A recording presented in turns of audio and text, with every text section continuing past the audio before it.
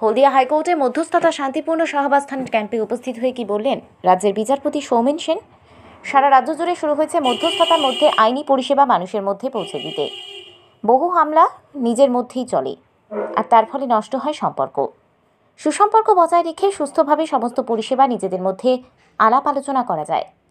তারই উদ্যোগে রাজ্যের বিভিন্ন জায়গায় শুরু হয়েছে মধ্যস্থতা শান্তিপূর্ণ সহাবস্থানের পথ। আলোচনার মাধ্যমে সমাধান, মামলা নয় সমঝোতার পরামর্শ। গত 1 জুলাই থেকে শুরু হয়েছে, চলবে 30 সেপ্টেম্বর পর্যন্ত। সারা রাজ্য জুড়েই শুরু হয়েছে সমঝোতার পরামর্শ কেন্দ্র। হলদিয়া মহকুমার আদালতে বার অ্যাসোসিয়েশনের লাইব্রেরিতে আজকের এই সমঝোতা পরামর্শ কেন্দ্রে উপস্থিত ছিলেন রাজ্যের হাইকোর্টের বিচারপতি সৌমেন সেন। উপস্থিত ছিলেন পূর্ব মেদিনীপুর ডিস্ট্রিক্ট জজ এডিজি হলদিয়া সত্যজিৎ মাইতি, ডিএলএস সম্পাদক সুদীপা ঘোষ, হলদিয়া বার অ্যাসোসিয়েশনের সম্পাদক বিমল মাঝি সহ বিশিষ্ট ব্যক্তিবর্গ।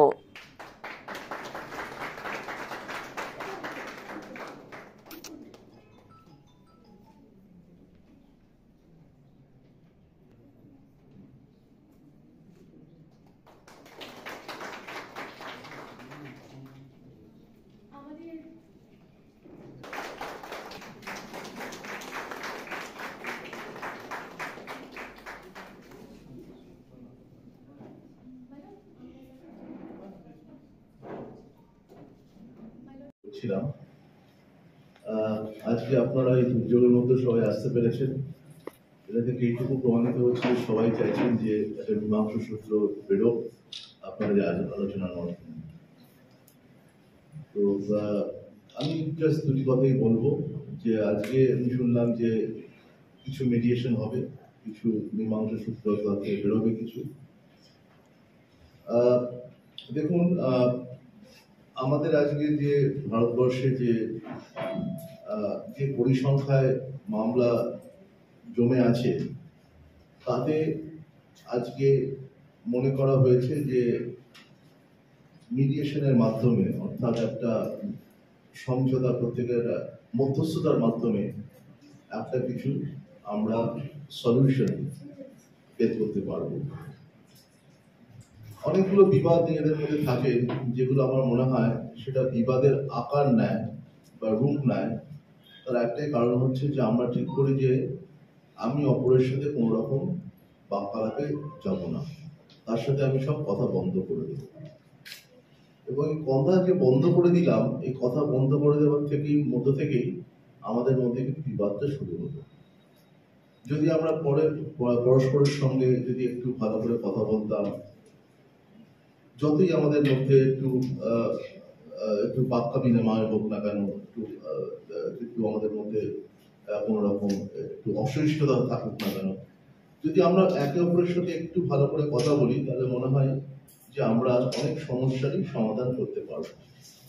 এবং সেটা অনেকদিন ধরে এইটা চিন্তা ভাবনা করে আমাদের যারা আইন প্রণয়ন, তারা ঠিক করলেন যে এরকম একটা মীমাংসা সূত্র আমরা বের করতে পারি।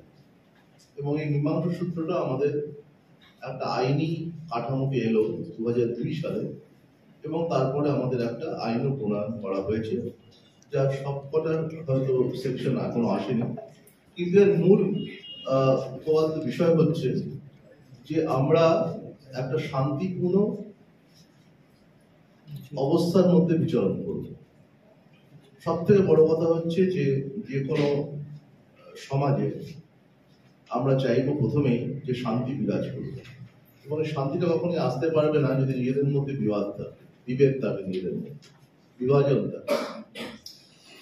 আমরা দেখেছি যে আমাদের যে পরিসংখ্যান আছে, এবং এখানে সেক্রেটারি রয়েছেন এবং আমার গণ্যমান্য আইনজীবীরা রয়েছে, এদের অভিজ্ঞতা থেকে এরা নিশ্চয়ই বলবেন এবং আমার সাথে একমত হবেন যে আমাদের বেশিরভাগ যে মামলাগুলো আমাদের আসে কোর্টে, সেগুলো সমস্ত বেশিরভাগই হচ্ছে গিয়ে পারিবারিক সমস্যা। সেটা কখনো হতে পারে সম্পত্তিগত, তার ভাগ বাটোয়ারা, বা স্বামী স্ত্রী এবং তার সঙ্গে জড়িয়ে আছে সন্তান। এই ধরনের যে মামলাগুলো রয়েছে, এই ধরনের মামলাগুলোকে আমার মনে হয়, এবং আমি বলছি এই কারণে কারণ আমি এর সুফল পেয়েছি, এই ধরনের মামলাগুলো কিন্তু আমরা আমাদের এই মধ্যস্থতার মাধ্যমে, মিডিয়েশনের মাধ্যমে কিন্তু এই মামলাগুলোকে আমরা নিষ্পত্তি করতে পারি। এবং অনেক সময় দেখা যায় যে একটা ধরুন ভাইয়ে ভাইয়ে মামলা হচ্ছে, কিন্তু এক সময় তো তারা নিজস্ব রক্তের সম্পর্কের ভাই, তারা আজকে তারা বিবাদে যাচ্ছে কেন? কোথায় তার সূত্র? এই মীমাংসা সূত্র খুঁজলে কিন্তু পাওয়া যাবে যে কোথায় তার বিদ্বেষটা রয়েছে বা আমি বলবো বিলাপ রয়েছে, এবং সেইটাকে কি করে আমরা নিষ্পত্তি করতে পারি। হয়তো দুই ভাই কথা বলছেন না, হয়তো 5 বছর হয়ে গেল, বা বড় ভাইয়ের হয়তো ছোট ভাইয়ের কোনো একটা আচরণ ভালো লাগলো না, সে গিয়ে তার মনক্ষুণ্ণ হলো, এবং তার সাথে তো আরো কিছু পারিপার্শ্বিক পরিস্থিতির জন্য সেই জেলা মামলা ঢুকে, হয়তো সে মন থেকে চায়নি যে সে মামলা করবে। আবার অনেক সময় দেখা যায় গৃহ শান্তি অনেক কিছু কারণে হয়তো আপনার পাশের বাড়ির লোক আপনার কিছু ইন্ধন জোগাচ্ছে, সেই ইন্ধন জোগালো, আপনি একটা মামলা দায়ের করে দেবেন। স্বামী স্ত্রীর মধ্যে অনেক সময় দেখা যাচ্ছে যে একটা মনোমালিন্য হচ্ছে, হয়তো স্ত্রী ঘর ছেড়ে চলে গেল, হয়তো স্বামী তাকে বললো তুমি এসো, ফিরে এসো, সে আসবে না, কথা নেই, দীর্ঘদিন তাদের হয়তো কোনো সন্তান আছে, তাহলে কি হবে? আসলে কিন্তু যে সব থেকে বেশি ক্ষতিগ্রস্ত হবে সে হচ্ছে সন্তান। কিন্তু যে উকিল বাবুরা আছেন তারাও কিন্তু চান যে একটা সমস্যার সমাধান হোক, এবং এই সমস্যার সমাধানের জন্য আজকে আমরা এখানে এসেছি। আপনাদের সাথে এখানে দেখতে পাচ্ছি অনেকেই রয়েছেন যারা হয়তো এই মিডিয়েশন, এই মধ্যস্থতার মাধ্যমে আপনারা হয়তো আপনাদের এই আপনাদের মধ্যে যে বিভেদটা রয়েছে, যে বিবাদ রয়েছে, তার হয়তো আপনারা নিষ্পত্তি চাইছেন। আমি একটা ছোট্ট আপনাদেরকে একটা উদাহরণ দিই। তখন আমি সবে মিডিয়েশন কমিটির একজন সদস্য হিসেবে আমাকে নেওয়া হয়েছে। এটা আমার মনে হচ্ছে আমি বোধহয় মেদিনীপুরে এসেছিলাম 2015-16 সালের কথা, 2-3 বছর তখন আমি মিডিয়েশন কমিটিতে এসেছি। তো আমাকে অনুরোধ করলো যিনি চেয়ারপারসন যে তুমি যদি একটু করে দেখো যে মিডিয়েশনটা কি করে চলছে বা মিডিয়েশনে কি ধরনের কি হতে পারে। তাই একজন মিডিয়েটার খুব দেখলাম, একটা ঘরে ঢুকলাম, মিডিয়েশন করছেন। একদিকে দেখলাম 3 জন বসে আছে, একদিকে দেখলাম প্রায় 8-10 জন রয়েছে।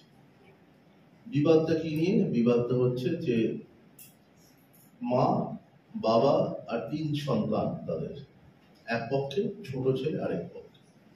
বিবাদের সূত্রপাত কি? বিবাদের সূত্রপাত হচ্ছে ছোট ছেলের যে স্ত্রী, তিনি শাশুড়িকে অপমান করেছেন।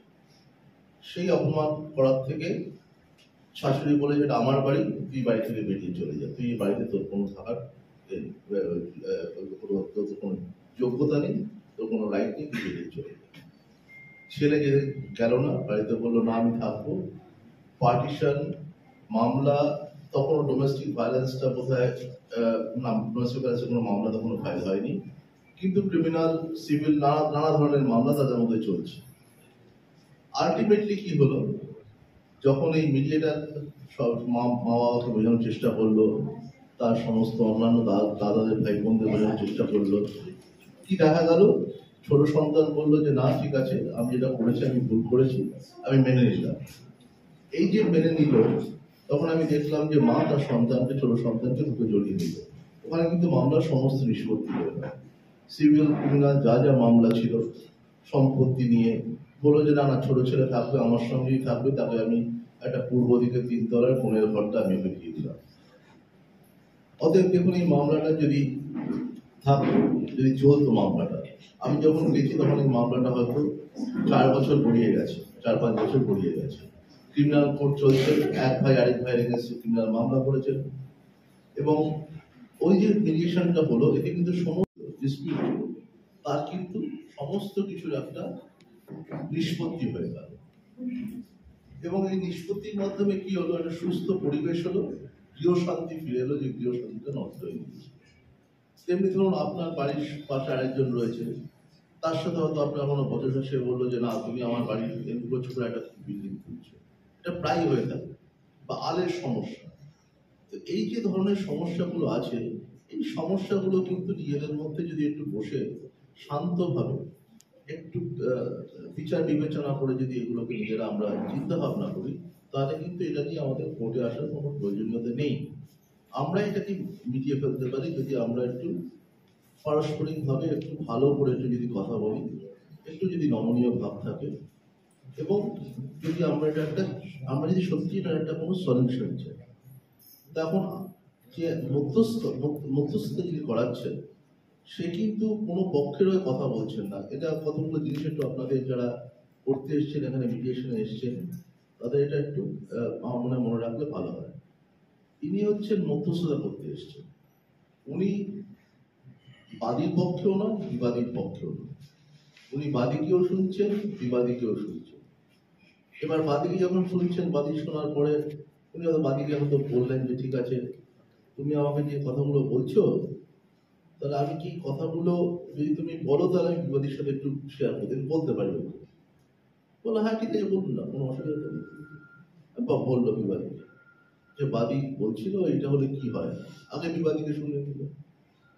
তখন বললো হ্যাঁ ঠিক আছে, এটা তো আমি তো একই কথাই বলছিলাম। বা হয়তো বললো যে না দেখুন, আমার মনে হচ্ছে এইখানটা একটু আমার একটু গন্ডগোল আছে, যদি কিছু হবে। তো বললো ঠিক আছে, আমি কি কথাটা বলতে পারি বাদীকে? বললো হ্যাঁ বলুন। সে কি বাদীকে হয়তো বললো, এবং তারপরে দুপক্ষকে সামনে বসিয়ে একটা সলিউশন খোঁজার চেষ্টা করল। এতে কিন্তু যে মধ্যস্থতা করছে সে কিন্তু না ডান দিকে যাচ্ছে না বাঁ দিকে যাচ্ছে। আপনারা যেভাবে তাকে চালাচ্ছেন উনি সেভাবেই চলছেন। শুধু চেষ্টা করছে আপনাদেরকে একটু মুখোমুখি বসিয়ে একটা কোনো সমাধান সূত্র আনা যায়। এবং আপনারা যা বলছেন এটা আপনাদের জানা উচিত। আপনারা যা বলছেন, যিনি এই মধ্যস্থতা করছেন তাকে, সেই কথাগুলো কিন্তু কখনোই কোর্টে যাবে না। ওটার মধ্যে সীমাবদ্ধ থাকবে এবং তার কোনো রকম লিখিত কোনো বয়ানও থাকবে না। অতএব যদি আপনি কিছু মনে করেন যে আপনি এটা বললে এটা তো আপনার বিপক্ষে কোর্টে যেতে পারে, এটা কিন্তু ভুল ধারণা। এটা সম্পূর্ণভাবে এর গোপনীয়তা সম্পূর্ণভাবে রাখা হবে। এই গোপনীয়তা কখনোই নষ্ট হবে না। এবং এখানে কি হবে, ধরুন যদি আপনাদের এই সলিউশন না হলো, ধরুন মিডিয়েশনে আপনাদের মিডিয়েটার শত চেষ্টা সত্ত্বেও ধরুন কোনো সমাধান সূত্র বেরোলো না, তাহলে কি হবে, যেরকম অবস্থায় ছিল কোর্টে মামলা ফিরে যাবে। আপনাদের হয়তো 10 বছর মামলা ফাইট করতে হবে, তারপর যা হবে হবে। কিন্তু আমি বলবো এখানে আমার এক্সপিরিয়েন্স, এবং এখানে যারা রয়েছেন তারা সবাই খুব এক্সপিরিয়েন্স লয়ার, তারাও তোমার সাথে একমত হবেন যে এরকম অনেক মামলা, বিশেষ করে পার্টিশন, বিশেষ করে এই ফ্যামিলি ডিসপিউট, জমি জমা সংক্রান্ত এই মামলা যেগুলো আছে, বা বাচ্চার কাস্টডি, এই মামলা সংক্রান্তগুলো কিন্তু আপনারা চেষ্টা করুন এই মধ্যস্থতার মাধ্যমে মিটিয়ে ফেলতে। গৃহ শান্তিটা সবথেকে বড় কথা। এবং সেখানে চেষ্টা করুন, যদি আপনারা ধরুন একসাথে নাও থাকতে পারছেন, তারও কিন্তু সলিউশন রয়েছে। সেখানে একটু আপনাদেরকে প্রত্যেকে যারা রয়েছেন তারা প্রত্যেকেই কিন্তু একটু বিবেচনা করবেন। বিবেচনা করে ভাবতেন যে ফিউচারে কি হতে চলেছে। আপনি যতদিন মামলা বাঁচিয়ে রাখবেন আপনার কিন্তু গৃহ শান্তি ফিরবে না। এখন আমি বলছি না আপনাদের জোর করে একটা মিডিয়েশন, জোর করে একটা কোনো সমঝোতা আসতে হবে না, একদমই না। এখানে যিনি মিডিয়েটর থাকছেন উনি চেষ্টা করবেন দুপক্ষকে সামগ্রিকভাবে তাদেরকে একসাথে এসে দুপক্ষকে একত্রিত করার, যাতে তারা সমস্ত তাদের এই ডিসপিউট যা রয়েছে, এবং শুধু আপনি যে ডিসপিউটটা নিয়ে যাচ্ছেন, যেটা নিয়ে আপনার সাথে আরেকজনের যে বিবাদ, শুধু সেইটুকু না, এর বাইরেও যদি আপনাদের কোনো রকম কোনো বিষয় যদি মনোমালিন্য থাকে, যেটা পরবর্তী ক্ষেত্রে হয়তো কোনো একটা মামলার রূপ নিতে পারে, সেগুলোকেও কিন্তু আপনারা এখানে মিটিয়ে ফেলতে পারেন। এটাই হচ্ছে সবথেকে বড় কথা।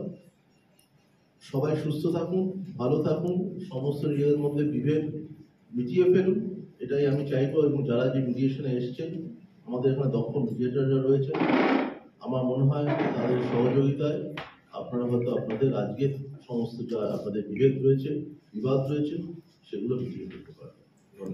কেক আর পেস্ট্রিতে জিবে জল সপারি, ওয়াও আশাতে লাজবাব নিউ বিদ্যুৎ বেকারি। রাজলক্ষ্মী জুয়েলারি ওয়ার্কস, রাজলক্ষ্মীর মধুদার মধুর মতো ব্যবহার। দুর্গা চক, বাসন্তী ভবন, দুর্গা মন্দিরের পাশে, সুপার মার্কেটের বিপরীতে, হলদিয়া। আমি বিশ্বজিৎ সামন্ত, মিডিয়েটর, হলদিয়া সাব ডিভিশনাল কোর্ট। আজকের মূলত প্রোগ্রামটা হচ্ছে ন্যাশনাল মিডিয়েশন 90 ডেজ। এখানে হচ্ছে মূল হচ্ছে উদ্দেশ্য যেসব সিভিল বা ক্রিমিনাল বা হচ্ছে অন্যান্য যে মামলাগুলো আছে সেগুলোকে উভয় পক্ষ বসে যত তাড়াতাড়ি সম্ভব সমস্যার সমাধান করা, জাস্ট ফর হচ্ছে এক কথায় বলতে গেলে যে স্পিডি ডিসপোজাল করা ফর পেন্ডিং কেসের জন্য। আজকে হচ্ছে হাইকোর্ট হচ্ছে justice Soumen Singh along with ওনাদের হচ্ছে স্টাফ। আমাদের আসলে একটা 90 দিনের মিডিয়েশন প্রোগ্রাম চলছে, এটা অনারেবল সুপ্রিম কোর্টের একটা ডিরেকশনে। তো আমি এখন চেষ্টা করি যতগুলো সম্ভব ডিস্ট্রিক্টগুলো কভার করে দেখার জন্য যে মধ্যস্থতার মাধ্যমে কতটা নিষ্পত্তি করা যায়। সেখানে মূলতভাবে পারিবারিক সমস্যা, জমি সংক্রান্ত বিবাদ, পার্টিশন সুট, ম্যাট্রিমোনিয়াল স্বামী স্ত্রীর মধ্যে বিবাদ, বাচ্চার কাস্টডি, এবং তার সঙ্গে কিছু অ্যালাইড কিছু ধরুন ডিসপিউট রয়েছে, সেগুলো সম্বন্ধে আজকে আমরা একটু এখানে আমাদের ডিসকাশন ছিল, তো আলোকপাত করেছি। এবং আশা করছি যে ডিস্ট্রিক্টে যেরকম আমি এখানে রেসপন্স পেলাম সমস্ত বার এবং বারের প্রেসিডেন্ট সেক্রেটারি যারা হয়েছিলেন, আমার জুডিশিয়াল অফিসারে যারা আছে, তাতে আমি খুব আশাবাদী যে এখানে আমরা ভালো সুফল পাবো। কত ধরনের কেস রয়েছে ঠিক এই পরিসংখ্যানটা আমার নেই, তবে আমি যেটুকু পেয়েছি এখন অবধি 1000-এর ওপর মামলা মিডিয়েশনে রেফার রয়েছে। স্যার হলদিয়াতে কেমন লাগবে প্রোগ্রাম বলতে আমাদের অনারেবল জাস্টিস সৌমেন সেন এসেছিলেন, উনি সিটিং হাইকোর্ট জাস্টিস।